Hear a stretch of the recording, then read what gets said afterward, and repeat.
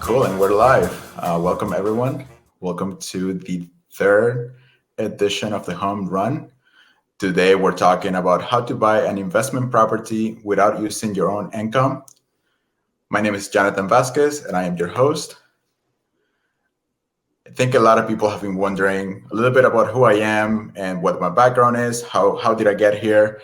And we realized that I never really properly introduced myself with a little bit of my background in the first session. So we're going to do that today. Just very quickly, I'm a product manager at Beeline. I work on all of the technology products that we build. Basically, if you've ever applied for a loan or even gone on our website, there's a good chance that you touch a piece of technology that I help build. I've also been doing real estate for about 10 years. I started in the summer of 2013, so really 9 years now, investing on and off during that time period. And I love to scuba dive. I live in South Florida. So if you're in the area, if you want to talk shop, talk real estate, or if you're a diver, let's definitely connect. You can find me on LinkedIn. Just look up my name. Today, I have a very special guest. I am super excited to have Torri on board. Torri is like the fountain of knowledge of non-QM loans. And we've been having a few conversations over the past couple of weeks. And, Torri's knowledge is just wow. Torri has been around for 15 plus years, had their own brokerage at one point, sat on the board of the California Association of Mortgage Brokers, and was the chair of government affairs. Torri, welcome. I don't want to steal your thunder. Welcome. Tell us a little bit about yourself. Awesome. Thank you so much for the intro. I'm really happy to be here. Really happy to, get into the meat of things. I've been in and out of the mortgage business for about 15 years. I was had my own mortgage company in the early 2000s, and I crashed and burned just like everybody else with the failing of the market. And then I actually kind of did a pivot in my career and went into personal training and ended up traveling all over the Western world with R&B artists. So I took a little break from the mortgage business after the crash and got back into it, mostly consulting on the side, doing consulting and biz dev. And my passion actually is mental health. I have a nonprofit that I founded in 2016 called Tangible Movement. And it's a nonprofit where we go around the country and talk to students in schools and corporations, mostly about suicide prevention, gender, and equity involvement. So that's a little bit about me. I have a dog named Rufus. He's 13 and I've had him for 11 years, and that's about it. I live in Nevada. I'm from California. Cool. I have a lot of questions about your time touring with R&B artists. So you got to tell us. I have some really interesting clients that a lot of you would know. And I lived the high life for quite a while there. So 3 years, I traveled probably about 300 days out of the year. And any names you're willing to name drop right now? Sure. Lionel Richie. Okay. Miguel, I'm not sure if you know who he is. Those are probably the two of the biggest ones that I've traveled with. Lenny Kravitz, worked with him. Oh, that's really cool. Yeah, I just niched out in the R&B on the R&B world. They just referral after referral. So I had a really fun 3 years, and then I realized that it was not really sustainable, and there was really no exit strategy, nor was there any retirement type plan there. So I went back into biz dev and mortgage. Nice. And that was all doing like personal training and like fitness training. Yep. Right? Yes. Yeah. And wellness. Yeah. Wellness training. Got it. Yeah, that's really awesome. Cool. So today we're going to be asking you a lot of questions about non-QM loans. Just quick summary for the audience. We're going to cover non-QM loans. Just very quickly, high level. We'll talk about what is a non-QM loan, what are the different types, and then we'll dive a little bit deeper into a specific type of non-QM loan called a DSCR loan.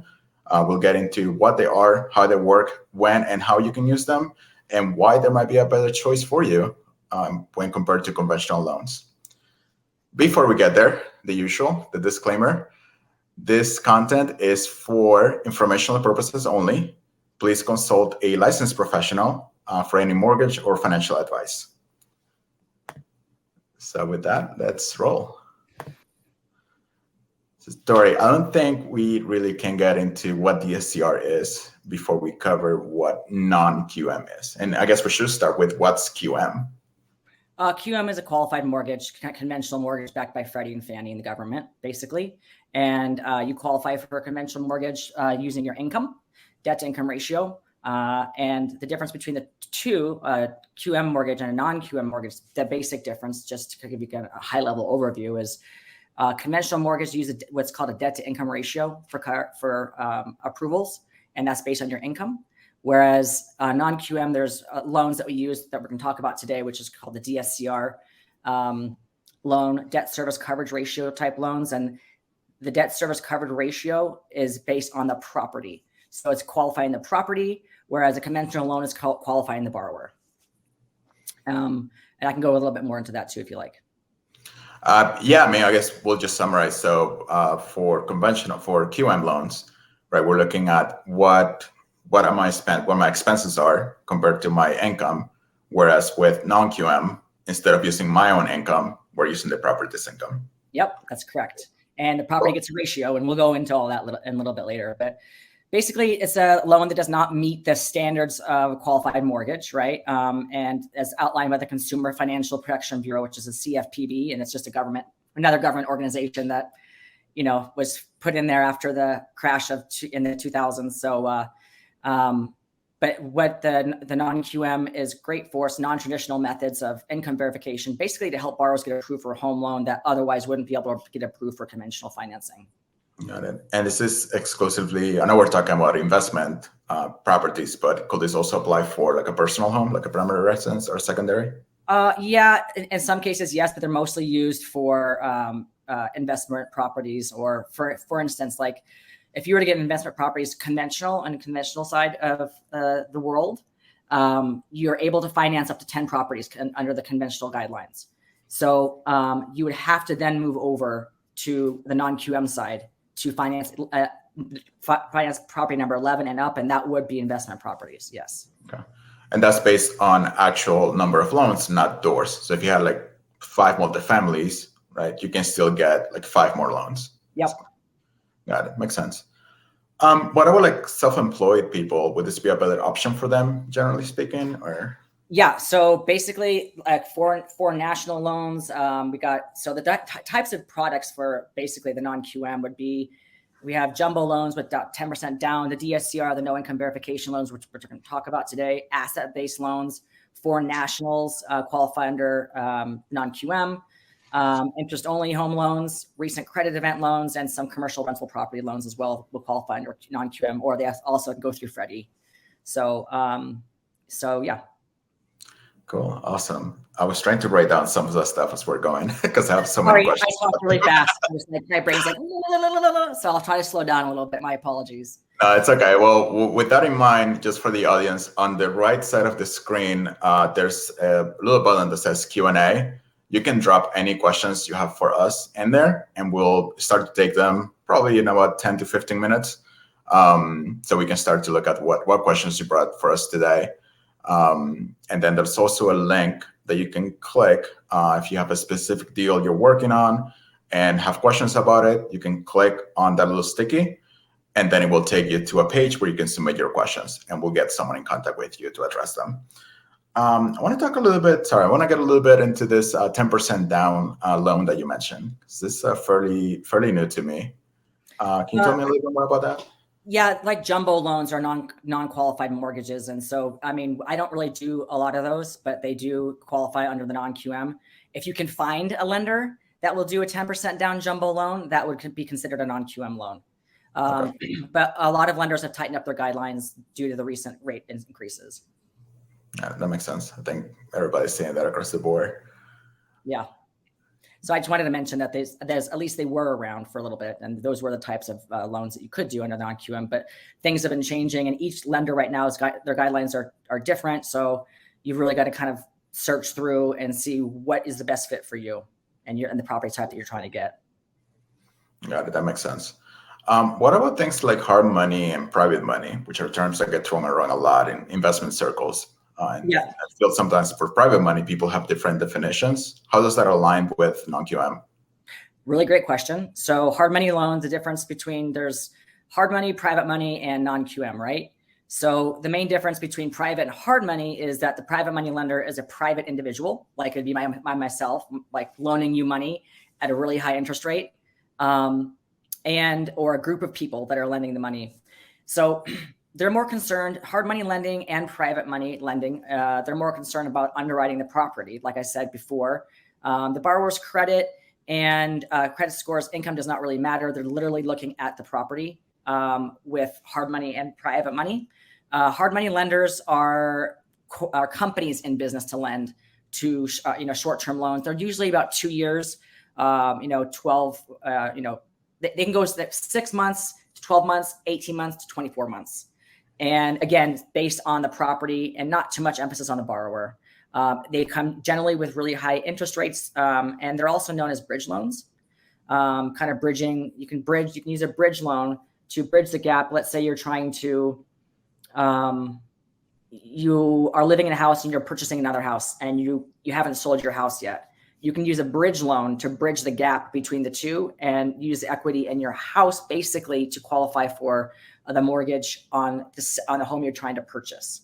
Also, what's really cool about bridge loans is if you're trying to get a property and you set really high, high market, you can use a bridge loan to snap up that property really quickly. And again, it comes with a high interest rate. And it's usually 6 months to 24 months interest only. So you're not paying any of that debt, and it comes with a balloon payment at the end. So they're risky, but if you know that you're going to be able to either flip the property or rehab it and rent it and refinance it based on your credit score, then it's a good product. Got it. Makes sense. I just want to clarify one thing. Are we saying that bridge loans are a type of hard money loans, or are we saying that hard money loans are a type of bridge loan? Bridge loans are a type of hard money loan. Okay, that makes sense.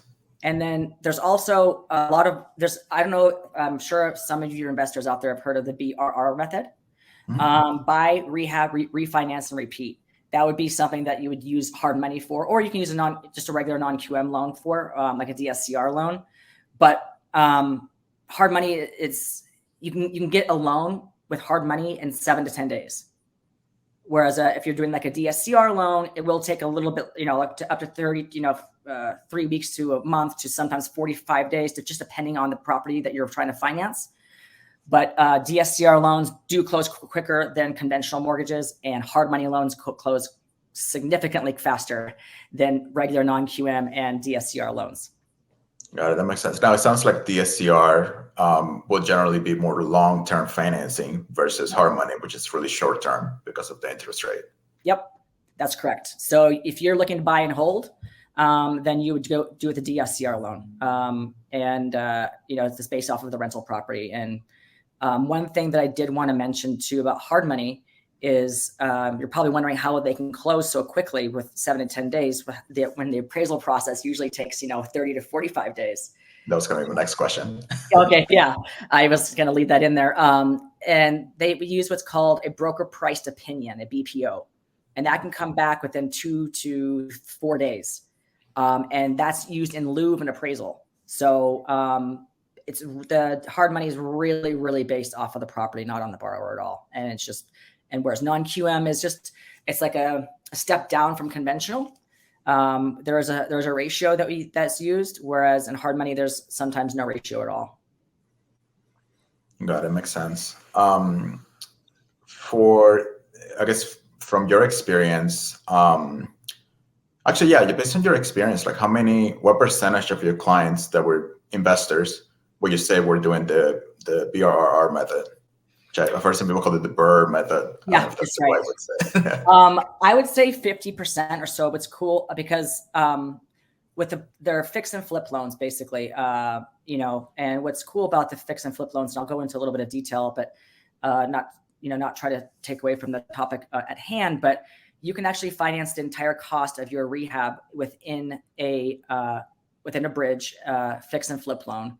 And the way you do it is, let's say you want to buy $100,000 property, and it's undervalued property, and you want to put $50,000 into rehabbing it. This is kind of confusing, convoluted, but I'll just give you a little example. You would still have to put 20 to 25% down because the lender wants skin in the game, but they will finance the $50,000 rehab for you with the loan as with the loan, and then you get a combined, LTC, basically loan to cost, or you can still use loan to value.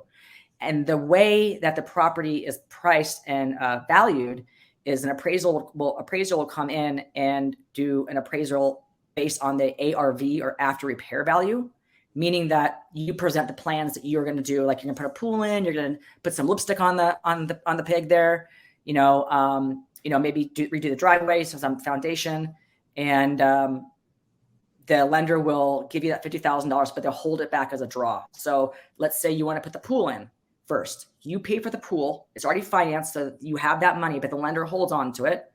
And then what happens is you get an inspector to come out, check the pool. Yes, it's done. They let the lender know. The lender then sends you the money to reimburse you for the cost of the pool.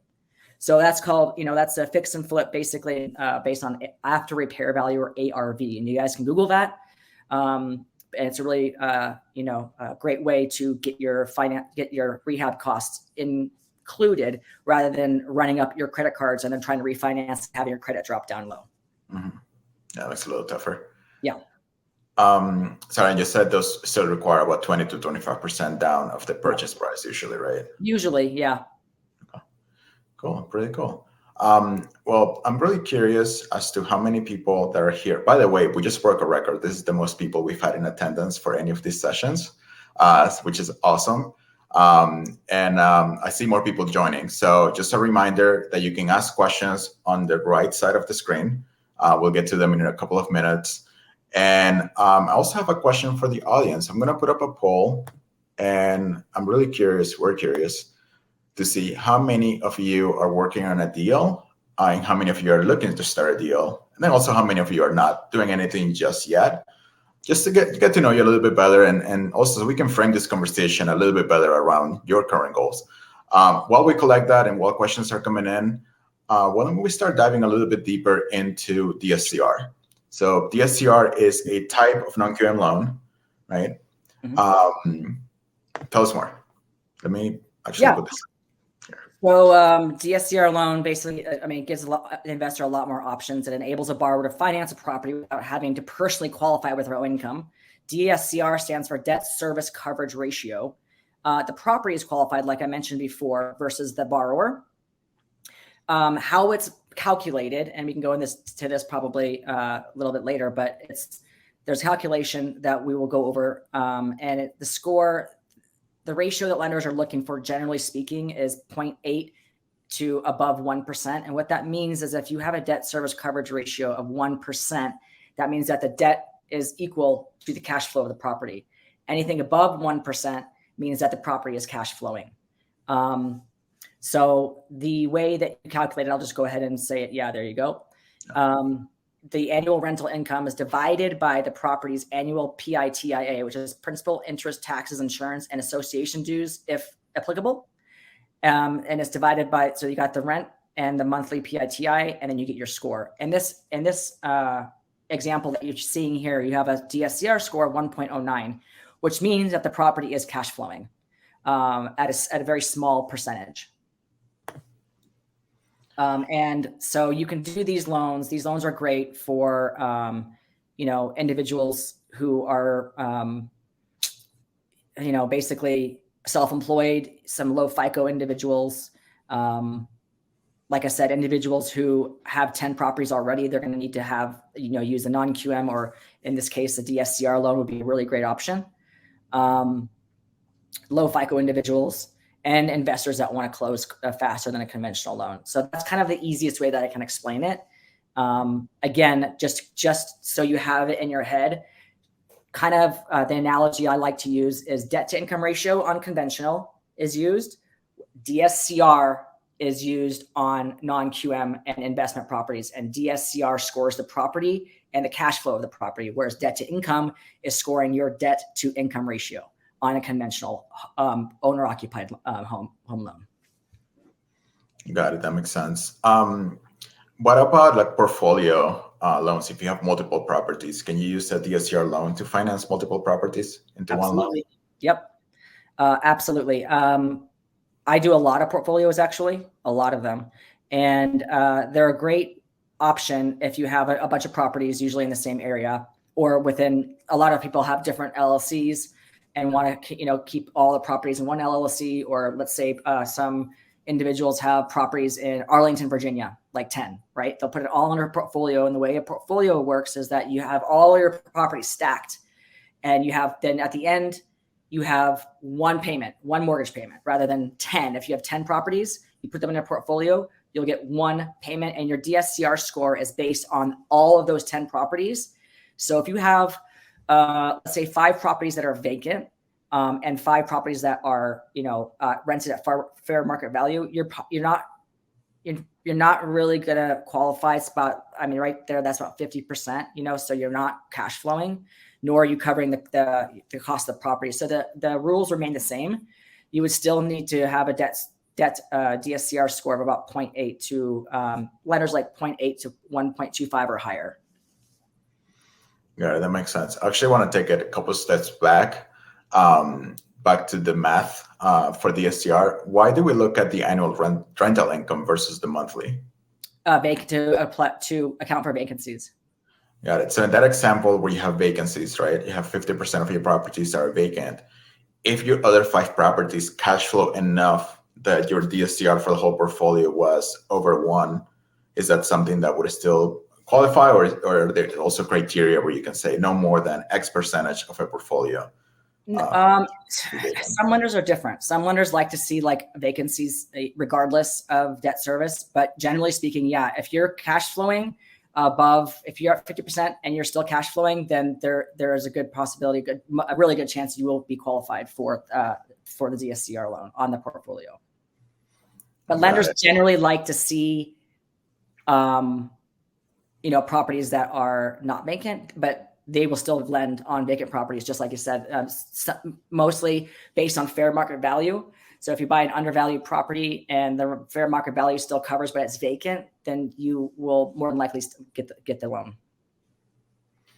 And a lot of them also will lend to you on a vacant property so long as by the end of the loan, meaning when the loan is funded, there is a renter in that property. So you have about 45 days to find a renter to get in there. If you start off with a property that's vacant, and you know that property is going to score below 0.8, you can still enter into the loan process and just ensure that the property is rented by the time that the loan closes. Okay, that makes sense. So it's I guess the guidelines can vary quite a bit. Right. Also, basically based on the situation, right? So just to kind of go back to the poll that we put up, we've had most people respond, and Torri, I don't know if you can see this on your end, but just so you know, a little bit more than half of the people that are on with us right now are either working on a deal or close to starting to work on a deal. So we have some active investors in the room, which is great. If you have questions, please drop them. I see some questions. We're about to start going through them. And then for those of you that are not working on a deal, I hope, Torri, I'm sure you hope this as well, that this information is going to help them figure out where they can find a deal, right, and get that going. Beeline. Right? Here we are. Check it out. Bring us the questions you have, right? Talk to a loan guide, and we'll get you set up. All right, so I want to start taking some of these questions. We have 3 right now that we've put up here on the screen. So the first one is non-QM the same as non-conforming? A non-conforming loan would be like a jumbo loan. Okay. So you can have a QM loan that is not conforming. Some lenders will underwrite under Freddie for that type of loan. Okay. So that will be QM if it's under Freddie. Right? Mm-hmm. Cool. So Ethan, so not quite. So non-conforming can be QM or non-QM. They're not necessarily the same. Let me mark that. And then, what did I do? The next question is from Angela. It says, is 1.09, I'm assuming that's the DSCR, is 1.09 considered good or bad? If you're cash flowing, you're good. Right. So if you're able to make, 1.25 would be more ideal, but as long as you're above 1, when you're looking for a property, and let's say you have some renters in this property that are below fair market value, and you can get them out when you close.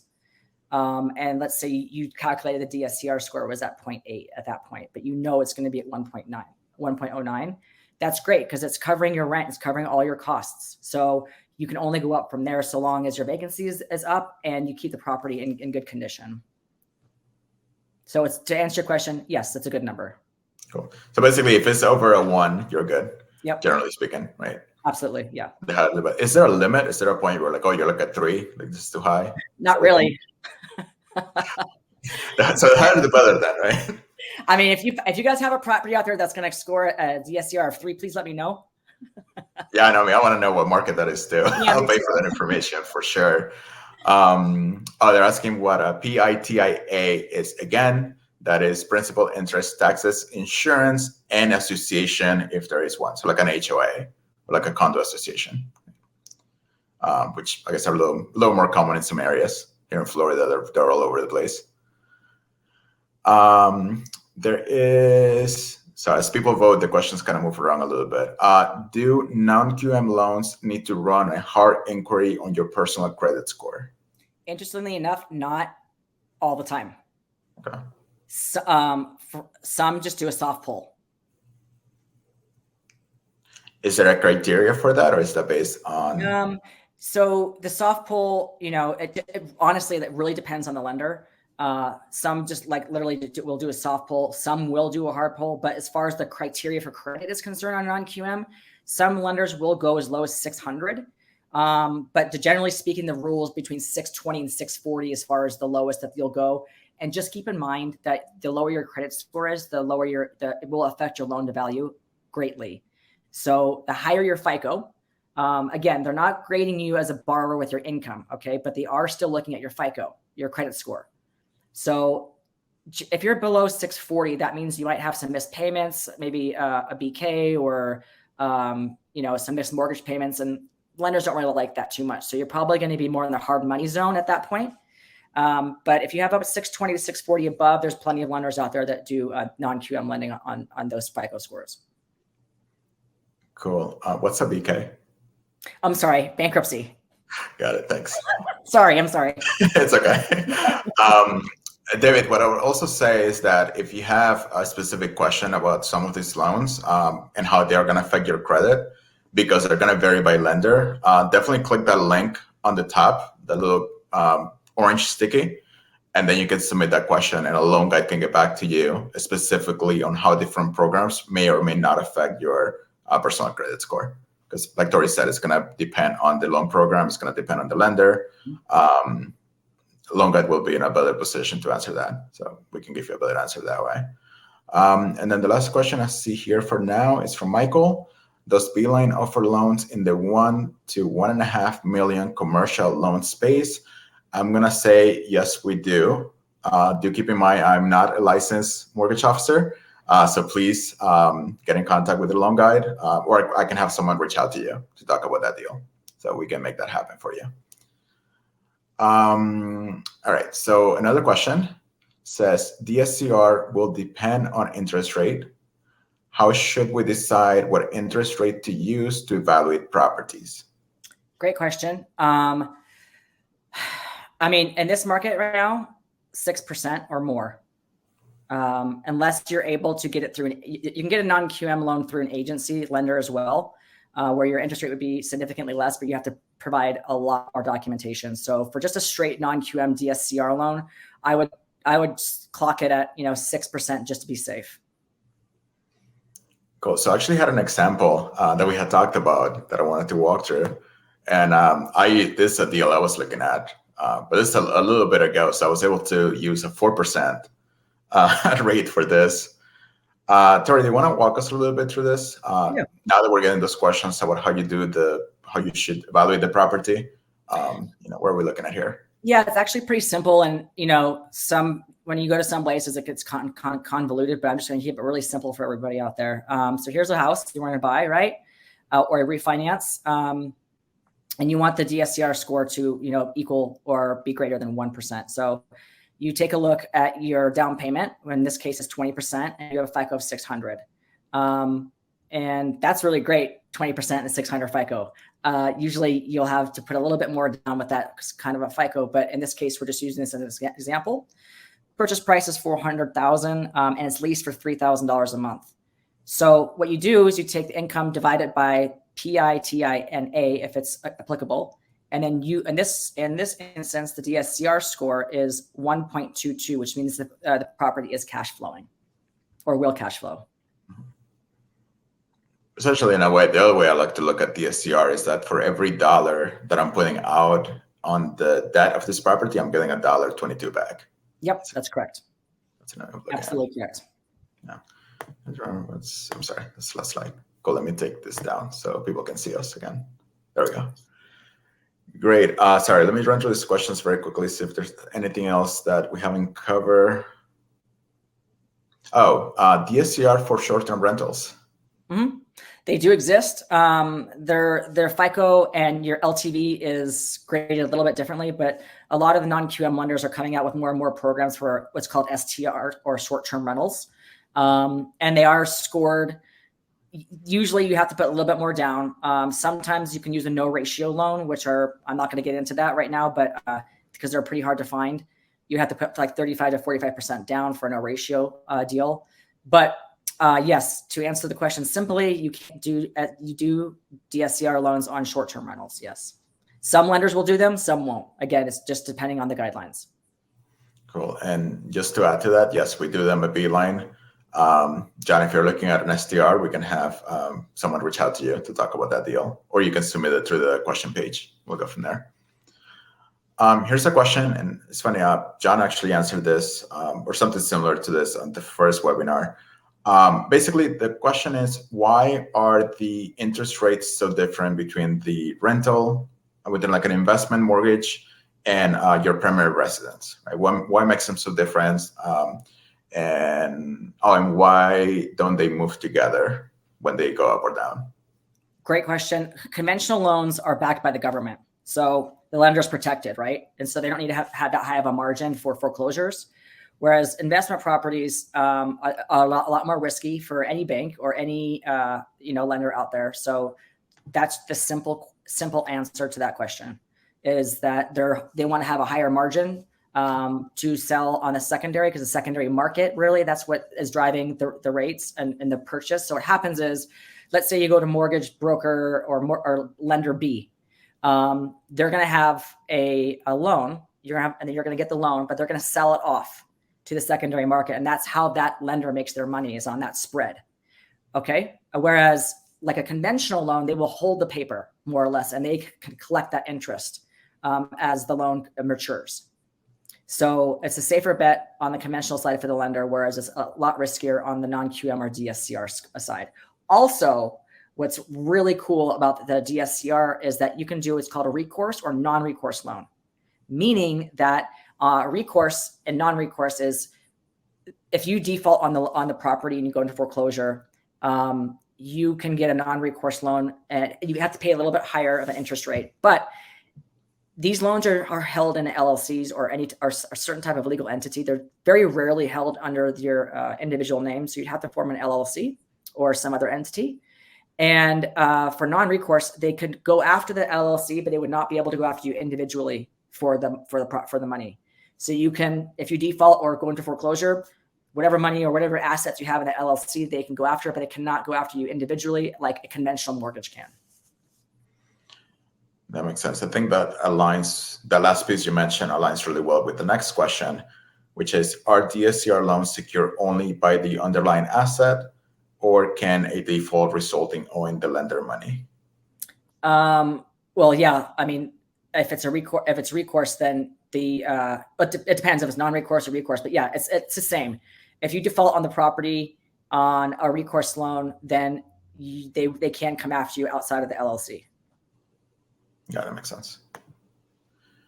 Cool. And then I like this question. What kind of documentation is required for the DSCR loan? A rent roll, T12, which would be the previous 12 months rent. Every lender, again, has their own income documentation requirements. And so the way I like to say it is that every loan and every lender is like a snowflake. Okay. They're all different and they all have their own guidelines and how they're going to process the loan. But yeah. Not sure if that answered the question or not, but. No, I think that was spot on. I mean, it's definitely, is it fair to say that it requires, on average, less documentation than a conventional loan? Yeah, so you're gonna do a personal financial statement usually, or sometimes, and then you're gonna have a P&L, T12, current rent roll. You're gonna have to provide the leases of the property. So if the properties are leased, you're gonna need to get an appraisal. So what's different also on DSCR loans and non-QM loans is a lot of the times they'll take a deposit up front because they're going to order the appraisal and all third-party fees on your behalf. So a lot of people on the first-time investments get kind of freaked out by that. They're like, why do I have to wire the lender $5,000 in advance? It's just to mitigate risk on their end. So just keep that in mind that's a normal thing. But other documentation really any kind of, if you have other properties, they'll ask for the HUD on the properties that you have purchased or title showing that you are on title on other properties. Because for DSCR loans, I didn't mention this, you are graded based on if you're a first-time buyer or if you have 3 or more properties or 4 or more properties or 5 or more properties. Generally speaking, if you're a first-time buyer on the DSCR side or just first-time buyer general and you're coming with a DSCR loan, you're going to have to put more money down if it's a purchase, and you're going to be graded harder than somebody that has 4 properties or 11 properties or 12 properties. Because again, they're grading the properties and not you. I'm sorry, can you dive a little bit deeper into that? If I heard correctly, so it sounds like the more experience you have, the higher you're being graded, right? Or we're also saying, yeah, the more experience you have, the more money you're going to get. Okay. The higher loan to value you'll be able to achieve. Got it. So it affects more the LTV, not necessarily the rate. It could affect both.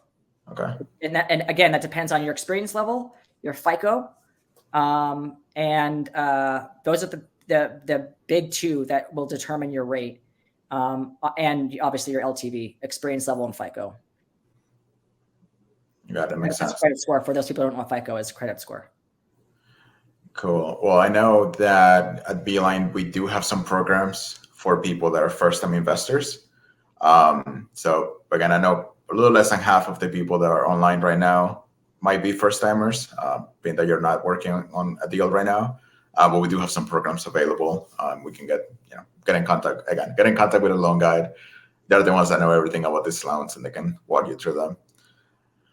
I want to talk a little bit about people that try to do like financing after a property they own free and clear.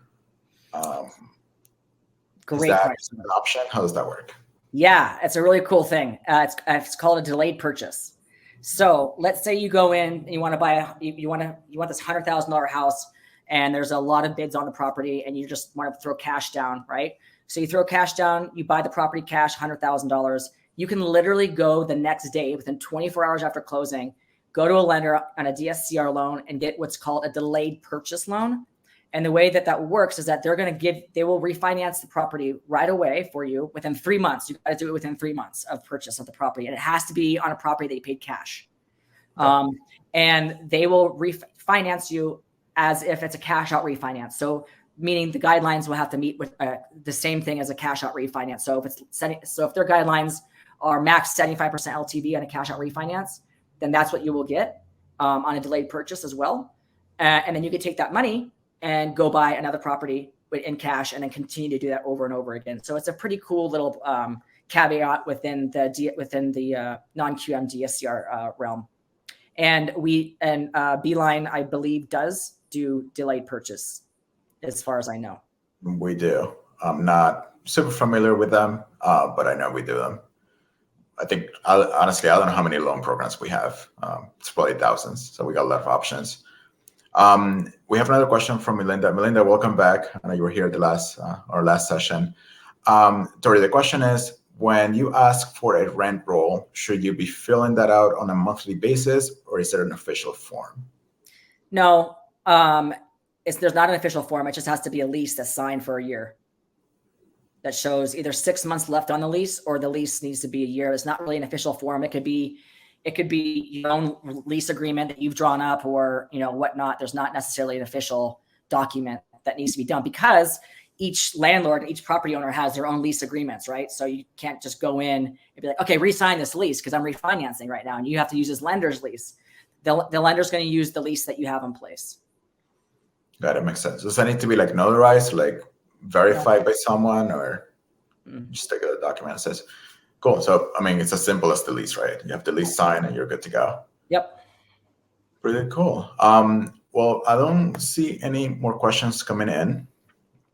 So let's get back on topic. I want to ask you very quickly, what, I just kind of wrapping up, we're actually coming up on time. What are some other things that we haven't talked about that you like to mention before we drop off? Like anything else you want people to walk away with? Gosh, I think we covered most of all of the things that, I guess just to wrap it up, the benefits to real estate investors is that you can close quicker. There's no income verification, so you don't have to provide any W-2 or tax returns. You can get a competitive loan product, if you're more experienced as a buyer of properties. And you can use this property to buy long or short-term rental properties, and you can do delayed purchases. So you are going to pay a little bit more in interest, but if you're self-employed and you've gone through the conventional route, you know what a pain in the butt it is.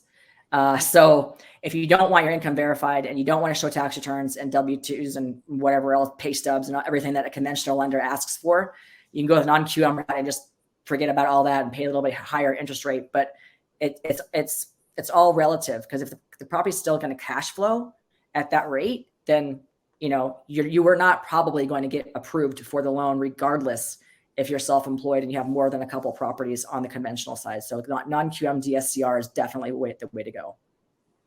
Got it. That makes sense. So as you were going through that, we had like more questions come in. Okay. So let's go through those. All right. So the first one is, what is the amount you can get out for a delayed purchase? So usually a short amount. Yeah, it's generally every lender is different, but it goes within their cash out guidelines. So whatever their cash out guidelines are, then that's what you're going to get. So if the lender's max LTV for cash out is 75%, then you're going to be at 75%, unless you can get an exception. Now, mind you, exceptions are always the possibility. You just have to ask for them, know how to ask for them. So let's say you're 780 FICO, you have 20 properties, and you're doing a delayed purchase, and you need 80% because you want that money to put down on another property. You can ask the lender for an exception on that, and sometimes you will be granted that exception, and sometimes you will not.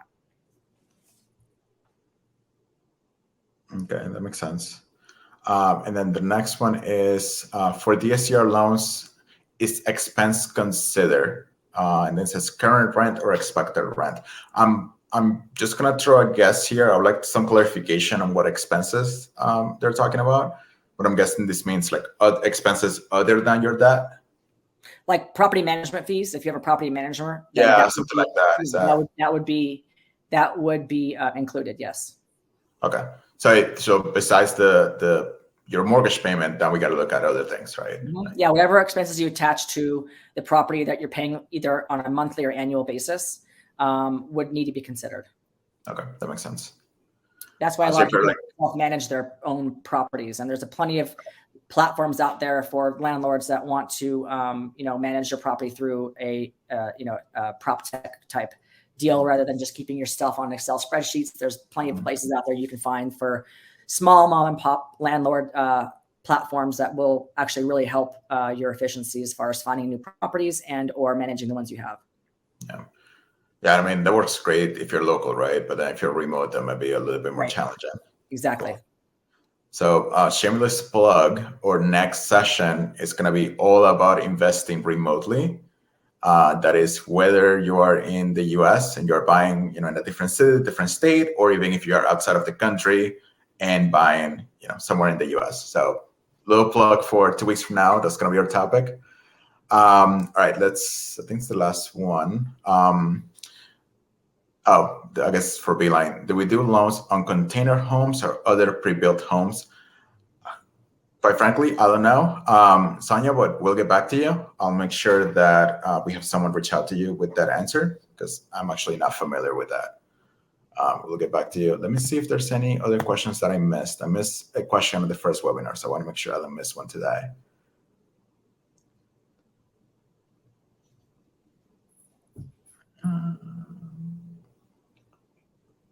Oh, they're asking for the meaning of PITIA again. And again, that's principal, interest, taxes, insurance, and association dues, right?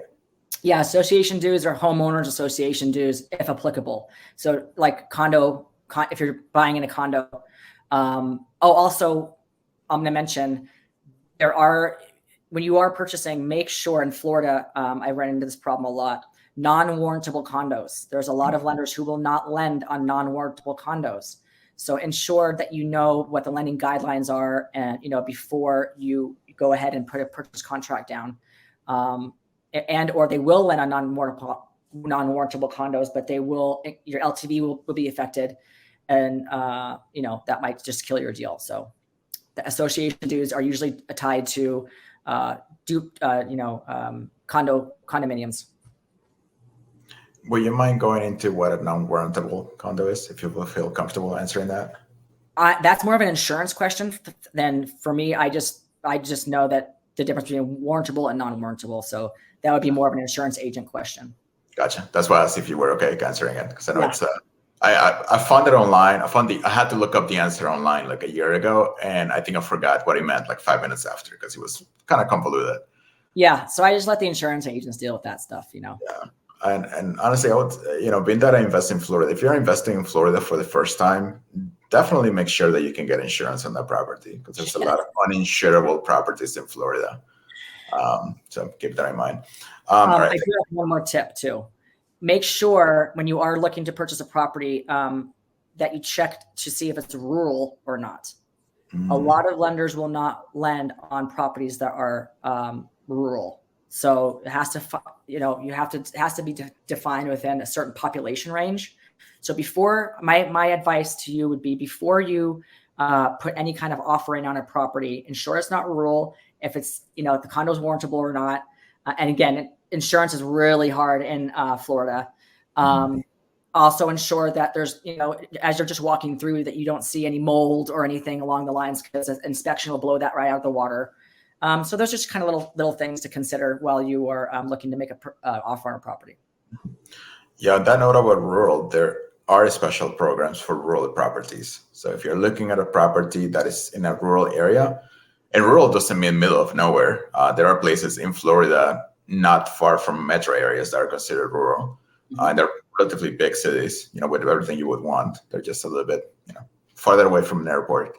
So definitely look into that. All right, I think this is the last question, and it is, do we need assumptions around vacancy and maintenance in the DSCR? Some lenders do account for that. A lot of lenders do, yes, and some don't. It just depends. Some lenders account for different items on the DSCR. Some will just do PITIA, and some will want PITIA plus property management and vacancy rates and all the above. It really just depends on the lender again.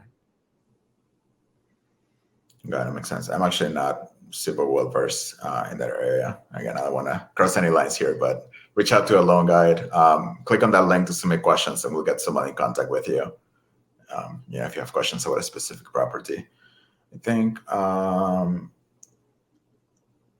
Okay, so last question here. How do you determine if a property is rural? And says, can you go by the USDA rural loan guidelines? Yeah, you should look up online the MSA district that it's in. And you also can run it by a lender. With rural, if you are going to buy rural, the best route to go is with a local lender in the area. It would be like a credit union that is familiar with the area. I'm talking about mostly like larger bank or lending institutions that lend nationwide aren't really interested in rural properties. So you would want to go take a look at your local credit union within that realm of the rural property. and they will also let you know if they consider it rural or not. But I believe, and I'm not sure, I think it's like a population of 150,000 or more. Yeah, I forgot what the exact metric is. I'm nowhere near a rural area where I am, but I know if I go a little bit more northwest, there's a lot. Yeah, so you got to be careful and just take a look before, or ask the broker or the realtor. Yeah. And then when I lived in Massachusetts, it was funny because there were a lot of pockets of rural areas around Boston that were not that accessible to Boston, but they were not that far either. Yeah. Geographically. So yeah, you can't really go by distance either. Nope, you cannot. Yeah. All right. I think that's it for questions. Sorry, I just want to make sure I cover all of them. And if for any reason I missed your question and didn't get to it, which I don't think I did, please don't be mad at me. Submit the question on that link on top. We'll definitely get back to you. We've had to do that a couple of times. People have questions after they watch the webinar a couple of times on the replay. We'll get back to you. We'll definitely answer any questions you have. All right, sorry. Last question. DSCR loan, can it be given to a person, an LLC, or both? It can be given to individuals, but majority of lenders out there want it in an LLC or some sort of entity. My recommendation is to have it in an LLC, because if you have it individually, you're totally liable for that property under everything. For rent, it's just even the renters in there, all of that stuff. So you want to be protected as much as you possibly can, and so does the lender. The lender wants to be protected too, so that's why they like LLCs. Got it. And just FYI, Beeline, yes, we can close on an LLC or even a trust. I don't know all the details about that piece because I'm not a lawyer or a title person, but I know we can do them. So definitely, reach out with those questions. If you have a specific situation, we'll have somebody look at it and give you a definite answer. All right. With that, because now we're a little over time, I did want to bring it back to a closing, Torri. I know I already asked you this question before, and you answer it, but I'm going to ask you again. Okay. If we had like another 10, 15 minutes of questions, is there anything else, maybe something that we kind of miss, especially here in the last few minutes of Q&A? You've already shared a ton. Like I said, you're like the fountain of knowledge of non-QM. So I've learned a lot talking to you, but is there anything else we should be talking about today? I think we covered the basics that you would really need to know as far as being able to go in and get, talk to somebody on the phone about a DSCR loan. I'm sure I've also given some information about some investors, that may have already been in the bucket of investing, and kind of given some background. A lot of people are afraid to ask questions. Don't be afraid to ask questions. Okay. So when you're talking to somebody on the phone about this is your property, don't pretend to know what you don't know. That would be my best advice. Let the loan guide or the loan officer or the broker or whatever help to advise you on certain different loan programs. They're not necessarily all out to just like get money from you. A lot of them, like myself, like to advise. So just listen to the advice, continue to Google, read Bigger Pockets, podcast, and keep yourself educated. And that's the best advice I can give as far as everything that we've covered here. Cool. Awesome. Thank you so much. You're welcome. So with that, we're going to bring this session to a close. But before we do that, I did want to talk about two things. So one, if you have any questions, go to go.makeabeeline.com/question, or again, click that link on the top right. I guess if you're watching the replay, go to this URL. And then for the next webinar, please be on the lookout for the announcement. It will be out soon. If you're on the mailing list, you will get it. It's going to be on investing remotely. So how to purchase a property outside of your market. We're going to have some people who specialize on that topic, and they'll be answering any questions that we have. So come ready with your questions. Thank you, Torri. Again, I've learned a lot. I'm sure the audience did too. And I'll see you soon. Thank you. It's been a pleasure. Have a good day. All right. Thank you all. Take care.